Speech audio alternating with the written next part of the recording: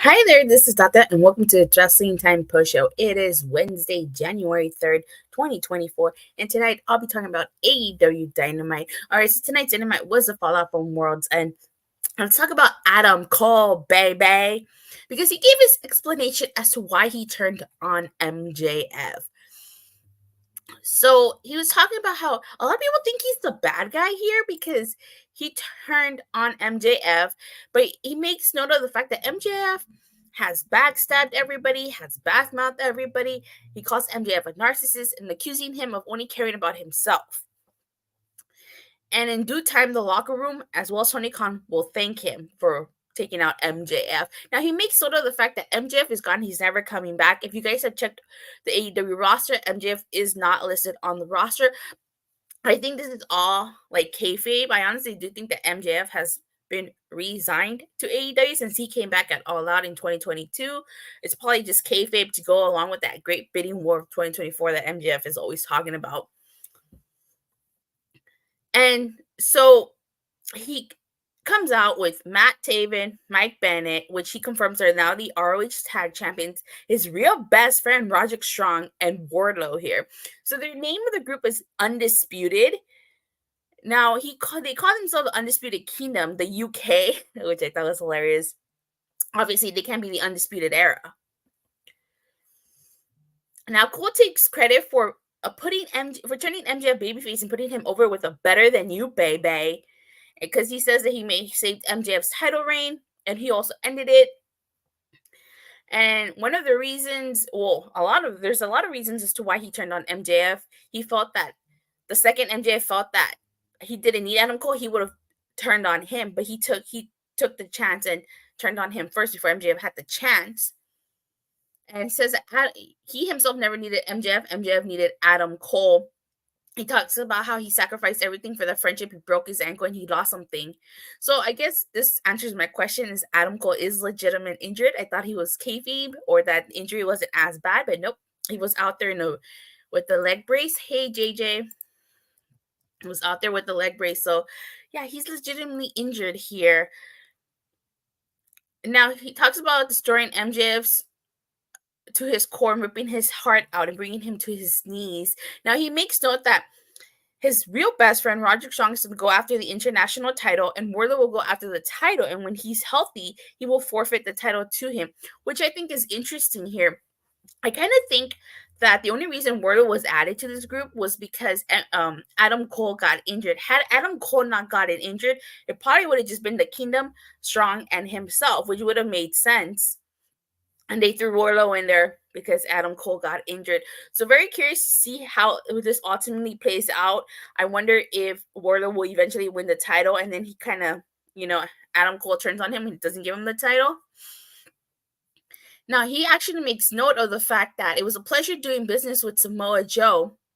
They took out Hangman, and that it will suck to hurt a friend, so he hopes Joe isn't champion by the time Wardlow decides to go after that title.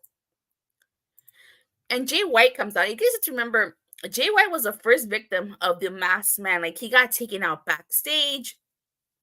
So, of course, he comes on. He says that he's very impressed that Adam Cole didn't lose his edge. And he's a fan of what he did to MJF, but he didn't like being collateral damage and didn't like to get jumped. And, the guns come out. The Acclaim also come out. Because remember, the Acclaim were also victims of these masked men. Somehow, down the road, I think we're going to get ourselves like a tag match. Maybe the Guns and the Acclaim versus Undisputed Era, Undisputed Elite, Undisputed Kingdom. Sheesh, right? The Undisputed. So maybe it might be the Guns versus the Kingdom and Roderick Strong and Wardlow. The Guns and the Acclaim versus Roderick Strong and Wardlow. I don't know how Jay White, if Adam Cole wasn't injured, you could throw Jay White in there too, but with the injury, I don't know how that was going to work out. But I do think we're going to get a tag match out of that. Now, let's get to the second talking point of tonight's show. Tonight was the debut of Mariah May versus Queen Aminata. Now, I'm not too familiar with Mariah May. I know of her, but I've never seen her in action. So tonight was the first time I ever saw her wrestle. She's really good. Both she and Queen Aminata knocked it out of the park. And Mariah May won with a Mayday. And at the end, she cuts a promo. She's so happy that she won her AEW debut, that she's been wanting to wrestle since she was a little kid, and she hopes that Toni Storm was impressed. And the only regret is that it took place in New Jersey. And we have the debut of the Ruchosa, Deonna Purrazzo. Long may she reign. And she comes out and she tells Mariah May to give Toni Storm a message that she will find her because she's all elite and they're the age of the Ruchosa. Like I said, long may she reign. Undisputed Kingdom, let's go. Yep. So if you're not familiar with like Deonna Purrazzo, some of the matches like I would recommend you to check out. Now, obviously, all of Deonna's matches are really, really good. But if you want to check out some of her matches, check out Deonna Purrazzo versus Roxy, which was the main event of Impact Wrestling on January 13, 2022. It was a winner-take-all match. Deonna Purrazzo was putting up her Tipa Reina de Reinas championship, and Roxy was putting on her ROH women's title on the line. Winner took all. I would also recommend the Texas Death Match, Deonna Purrazzo versus Mickie James from the main event of Hard to Kill 2022 for the Knockouts title. The Iron Woman match with Deonna Purrazzo versus Jordynne Grace from Emergence 2020. Now, Deonna Purrazzo and Jordynne Grace had an incredible rivalry during her time in Impact Wrestling. They had 5 matches. Deonna won 4 out of 5. So check out all of them. But if you don't want to check out all of them, that Iron Woman match is the one I suggest. Another one that I like was the Triple Threat Champ Challenge. Deonna Purrazzo versus Lady Ross versus Giselle Shaw, where Deonna Purrazzo putting up her Tipa Reina de Reinas title and her ROH Women's title on the line. Which this is from the March 17, 2022 Impact. And of course, she also had a rivalry most recently with Trinity for the Knockouts title. She faced her 3 times at Slammiversary, Emergence, and Turning Point last year. If I had to choose one, go with Slammiversary 20 of last year. So this is just some of the matches. Like I said, Deonna's matches are all amazing, but those are some that I would personally recommend to people who have never seen a Deonna Purrazzo match. Deonna was great in Impact. Book her well, Tony Khan. He better book her well. I'm not familiar with Deonna because I didn't watch Impact. Is she any good? JK did that. I had to review a bit after NXT last night. Okay, you got me there. I was about to say, did you not just hear the matches I listed off? If you have any more matches to add, feel free to drop them in the chat. I know you and I, we watch Impact, so we're both very familiar with TNA Plus at your service. Yeah, exactly. Just like I said, check out some of the matches I just mentioned. She's got a word. All of her matches are fantastic here. Now, it warmed my heart the fact that the crowd was chanting for Deonna, and they were in her home state of New Jersey. So not gonna lie, I was happy for Noah to see her come out. Is it just me, or did it look like she was getting emotional, about to cry? Get 10 likes on this video and have to review NXT every Tuesday. Ha! I did mention that one, and that was the first one I mentioned. I said Deonna versus Roxy for the winner take all match, Tipa Reina de Reinas title, and the ROH Women's title. So Mariah May says that she's not the messenger. She slaps Deonna. How dare she slap Deonna Purrazzo? And then Deonna attacks her. And just like the fact that she got Deonna. See, and people say that people don't watch Impact. Okay, explain that. Explain how she was getting how people were chanting for Deonna if people don't watch Impact Wrestling. Okay, but she deserves. I'm so happy for her. I'm sad to see her leave Impact, but she deserves this moment. I hope Tony Khan books her well. She's such an amazing talent, a great grab, and she will excel in AEW. And she's gonna knock it out of the park. But I just hope Tony Khan He uses her well. She seems to be starting off strong, being thrown into a segment with Mariah May, potentially Toni Storm. But let's see what happens afterwards. So really happy for her. Oh, I forgot about that one. Deonna versus Thunder Rosa. That was a good one too at Slammiversary. Again, Tony Khan, you're on thin ice. He is. Because doesn't have the best track record, that's for sure. Her first match will be with Mariah May. Mariah May was decent. I just hope she doesn't end up in catering after 6 months. Yeah, same here. So, but I'm so happy for Deonna. So happy. All right, so tonight's anime kicked off with a Samoa Joe promo where he was basically talking about how he can't see the future, but he saw what the future held, and like he took everything away from MJF, and he basically sends a message to everybody that's gonna try to take his title that he will take everything from them if they try to take that title from him. So cannot wait to see how Samoa Joe's title reign goes. I'm sure once Adam Cole gets healthy, this is all gonna come full circle with them. But I cannot wait for that. Maybe Samoa Joe is going to be the one true king of TV. Give me Deonna Purrazzo versus Dr. Britt Baker, DMD. Yeah, I would love to see that match. So we get a quick Daniel Garcia promo. He's basically talking about how the pressure he's on, and he's not going to fold, and Swerve Strickland isn't going to beat him, and he will fight through the pressure, which I thought this was a good promo. Like, Daniel Garcia knocked out of the park in the Continental Classic. So really happy that he got the chance to main event tonight's Dynamite. We get the AEW International title match, Orange Cassidy versus Dante Martin. I actually really like this match. This was a great match. One of my favorite spots in this match was when Dante mocked Orange Cassidy's kicks, and he was just kicking Orange Cassidy, doing those kicks that Orange Cassidy does.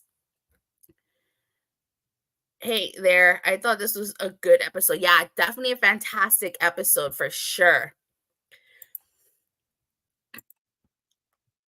So, oh my god, that spot with Dante where he like jumps from the ropes to Orange Cassidy was freaking cool. Like I wonder like him and Joaquin Wild from NXT last night had those really cool spots. Like that was a really cool spot, honestly.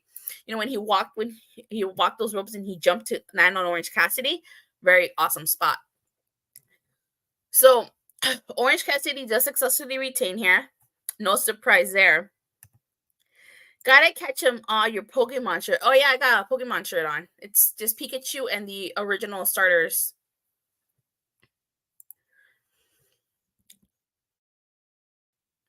I like Dante doing the Orange Cassidy kicks. Yeah, that was fun. So like at the end, like Top Flight, Hook, and Danhausen all come out, and like Orange Cassidy gives his hand to Dante, and then Private Party comes out. Mark Quinn and Isaiah Cassidy are reunited. They reintroduce themselves, and they're basically there to put the tag team division on notice. They said they're missing some flavor, some Private Party, and they're putting every team on notice, including the Hardys. So that's interesting because while Mark Quinn was away, Isaiah Cassidy became Brother Zane, and he was actually teaming with the Hardy Boys. Dante doing the kicks was funny. Yes, it was.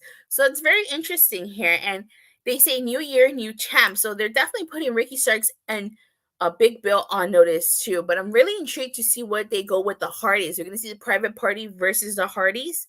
That should be a good match and a good feud. Because like I said, Mark Quinn was away. What was he say Cassidy doing? Teaming with the Hardys. We get a timeless Toni Storm interview. I hope AEW keeps their promise with putting the tag team division on notice. I hope so too. So she was excited. I honestly dug this whole interview. Like Toni Storm has been killing it as this timeless character, as this old Hollywood starlet. So she's rocking. She's knocking it out of the park. I thought it was hilarious that she said she was excited until she realized she's in New Jersey and not New York, and that she belongs on Broadway. That she doesn't watch wrestling, so she won't be watching Mariah May's match tonight. I thought that was so hilarious. Oh my god, but Then we get a Swerve Strickland interview. And basically, Prince Nana talks about how Daniel Garcia is a respected competitor, but doesn't realize who he's stepping in the ring with. Let me see. I'm curious if Daniel Garcia is going to break out on his own without Daddy Magic or join BBC. It's setting up for Mariah May versus Toni Storm. Yeah, eventually that's the plan. To go back to this, honestly, I feel like that's what's gonna happen because, like, remember he joined Jericho Appreciation Society because he ended up being a sports entertainer, but I feel like he might end up going there at some point because he's a pro wrestler, not a sports entertainer, or at least I don't know. At least I don't know if he still considers himself a sports entertainer.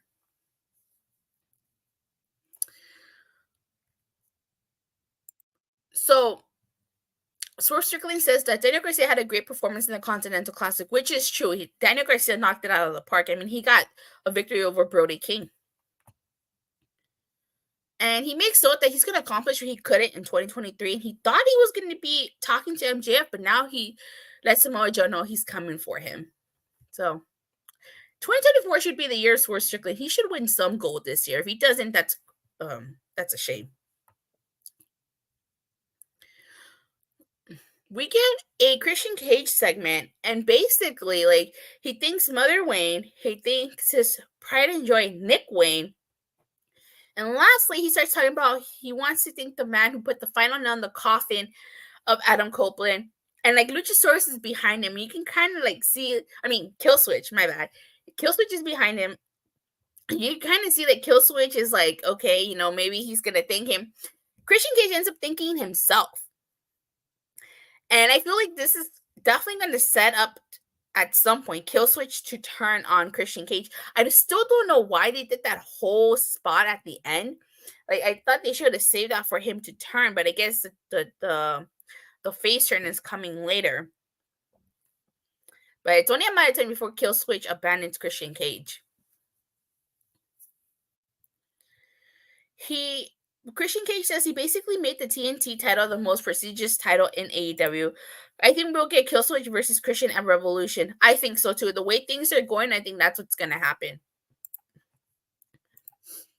And he says he doesn't want anybody to forget that the patriarchy run AEW. So, we get Konosuke Takeshita versus Darby Allin. This was a really great match. My favorite spot in this match had to have been those rolling German suplexes that Konosuke Takeshita did to Darby Allin on that ramp. Like, they were just rolling. Like, they see me rolling. I'm a New Jersey guy. I like to apologize for the New Jersey folks for booing Shayna. Okay. Wait, you're from New Jersey? I didn't know that. Best match of the night it was. Lots of great spots. Yeah, definitely. I also like that avalanche German suplex that Konosuke did to Darby Allin. That was a really cool spot. But like I said, those rolling suplexes were my favorite spot in this match. So Konosuke Takeshita won this. And then when they go backstage, Don Callis tells Darby Allin to bring Sting and he'll bring Powerhouse Hobbs. So we're potentially going to get Sting versus Powerhouse Hobbs and Dynamite. We get a 4-way Continental title eliminator match. It is Brian Cage versus Trent Beretta versus Bounty Hunter Brian Keith versus El Hijo del Vikingo.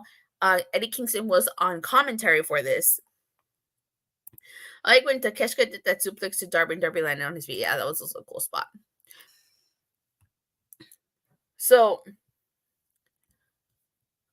I really like that half Nelson suplex that Trent did to Brian Cage. I like the fact that he took out Brian Cage on the outside. Like, I feel like this match was all about Trent Beretta here. Like, he did a suplex to Brian Cage and then a knee strike. At some point, all 4 men went down. And then, like, him and Brian Keith went at it. But ultimately, Trent was victorious. Now, at some point, Danhausen does enter the match and he tries to curse Brian Cage here. Because remember, in that Battle Royal at World's End, Trent Beretta threw poor Danhausen over the top rope. He eliminated him. So I wonder if they're going to do anything with that. But it seems like Trent Beretta is going to be Eddie Kingston's first challenger for that title, for that Continental title. So originally we're supposed to have like an interview with Daddy Magic, but like we don't even get any words out of Daddy Magic because Hangman Adam Page interrupts, and he's like upset because, you know, Samoa Joe had a bunch of goons put him through the windshield. Poor Bryan Keith got the already in the ring entrance. You knew he wasn't winning. Yeah, he wasn't winning. And he's basically, I like Bryan Keith too. I do too. I think he's a really cool talent. Basically, Hangman is trying to find someone to beat someone's ass. Like he couldn't find Samoa Joe was going to be Adam Cole. If he couldn't find Adam Cole, might be somebody else. He even said it might even be Daddy Magic. And he dared somebody to give him a reason. So after this, we get this main event. It was Strickland versus Daniel Garcia. This was a really, really fun match. Really fun main event. I really like the fact that like Strickland was mocking Daniel Garcia's dancing. And we had a bit of a dance-off in the middle of this match. Prince Nana and Daniel Garcia had a little bit of a dance-off here. We all know what the outcome will be on Saturday in that match. Yeah. So I ask, who won that dance-off? Daniel Garcia or Prince Nana? I think Prince Nana won, just for the simple fact that like Prince Nana has more moves and Daniel Garcia just has like one. But Daddy Magic was on commentary for this. And like there was this one spot where Strickland got in his face. And like Daniel Garcia saved Daddy Magic. Prince Nana won. Okay, we got one vote for Prince Nana.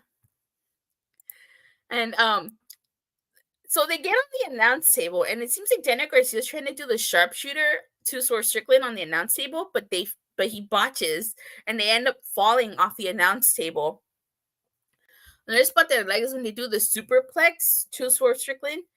I thought it was over when Strickland hit that stomp, but it wasn't. I was like, holy shit, like he actually kicked out of that.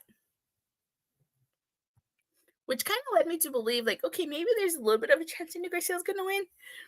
But no, Strickland was victorious, and it was a one hell of a main event. Like I said, he should win some gold this year. It'll be a shame if he doesn't. And, like, he extends his hand to Daniel Garcia, and Prince Nana low blowed him. And, like, Daddy Magic had enough, and he went after them. But he also got low blowed. And Prince Nana basically says that we're looking at the next AEW World Champion. And Hangman comes out. He confronts Strickland. And they just come to blows. And the first Dynamite of the new year ends with security and the refs trying to separate Hangman, Adam Page, and Strickland. It seems like we may get Hangman versus Strickland Part 3. Now, Strickland has already beaten Hangman twice now. I was there at Full Gear for that Texas death match. Like, holy shit, that was an incredible match. I wonder how they're going to top their third, if they get a third match, how they're going to top it. Page versus Strickland, again, a third match, yes. And there should be a clean sweep for Strickland. He needs to be Hangman Adam Page. Like I said, this should be his year. But overall, I thought tonight's episode of Dynamite was freaking amazing. There's not one thing I disliked about tonight's show. It flew by really fast. Really, I'm curious why you give it an 8 out of 10, since it was a really great show. Was there something you disliked about it? I'm just curious. But for me personally, I liked everything about tonight's Dynamite, top to bottom. Not one thing I disliked at all. I finished your call. Okay, cool. So for me, this was on a scale from a 1 to a Shawn Spears perfect 10. For me, this was a Shawn Spears perfect 10. A really great episode, lots of great wrestling. I hope AEW keeps up this momentum. All right, show. Okay. MJF perfect 10, you mean? That gimmick goes to Shawn Spears. It's your Shawn Spears gimmick unless it says otherwise. So perfect 10. I enjoyed tonight's episode. But thank you guys all so much for watching and for the continued support. Please don't forget to like and subscribe. Make sure you hit that bell so you get notified whenever I go live or release a new video. And I will see you guys Friday after SmackDown. Bye.